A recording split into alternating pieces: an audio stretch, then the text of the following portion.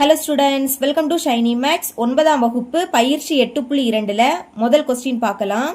கீழ்காணும் தரவுகளுக்கு இடைநிலை அளவு காண்க. அதாவது இங்க எண்கள் கொடுத்துருக்காங்க, இதோட இடைநிலை அளவு கண்டுபிடிக்கணும். இடைநிலை அளவு அப்படின்னா என்னன்னா நடு மதிப்பு, அதாவது சென்டர்ல இருக்கக்கூடிய எண் எதுன்னு கண்டுபிடிக்கணும்.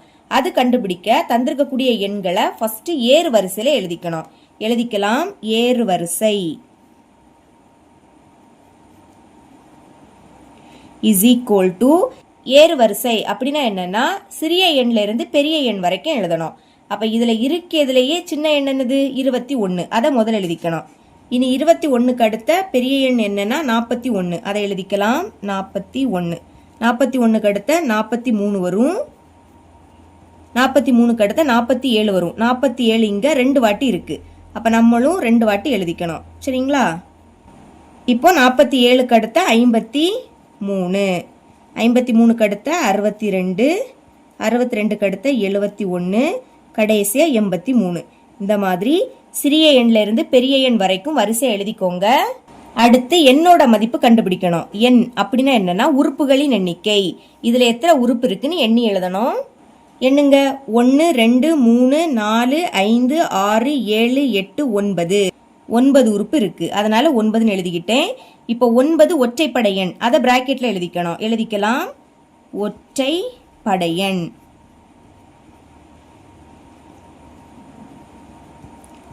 எண்ணோட மதிப்பு ஒற்றைப்படை எண்ணா இருந்துன்னா இடைநிலை அளவு கண்டுபிடிக்கிறது ரொம்பவே ஈஸி. எப்படி கண்டுபிடிக்கணும்னா மொத்தமா 9 மதிப்பு இருக்கா, அப்போ இந்த சைடு 4 எண், இந்த சைடு 4 எண், சென்டர்ல 47 மட்டும்தான் இருக்கும். பாருங்க, இங்க 4 எண், இங்கே 4 எண், அப்ப நடுவுல ஒரே ஒரு எண் மட்டும்தான் இருக்கும். இதுதான் இதோட இடைநிலை அளவு. ஆனா இதையும் நம்ம ஃபார்முலாவை யூஸ் பண்ணி தான் சால்வ் பண்ணணும். ஏன்னா ஃபார்முலாவுக்கு 1 மார்க் கொடுப்பாங்க. பாருங்க, எண்ணோட மதிப்பு ஒற்றைப்படை எண்ணா இருந்துன்னா இடைநிலை அளவு கண்டுபிடிக்கக்கூடிய ஃபார்முலாவை எழுதிக்கிறேன். இடைநிலை அளவு இஸ் ஈக்குவல் டு n கூட்டல் 1/2 அடுத்து ஆவது உறுப்பு. இதுதான் ஃபார்முலா. ஞாபகம் வச்சுக்கோங்க. எண்ணோட மதிப்பு ஒற்றைப்படை எண்ணா இருந்துன்னா இடைநிலை அளவு கண்டுபிடிக்கக்கூடிய ஃபார்முலா n கூட்டல் 1/2 ஆவது உறுப்பு. ஓகே, இனிமே மதிப்பை பிரதியிடுங்க. எண்ணோட மதிப்பு 9, அடுத்து பிளஸ் 1, பைக்கு கீழே 2 இருக்கு.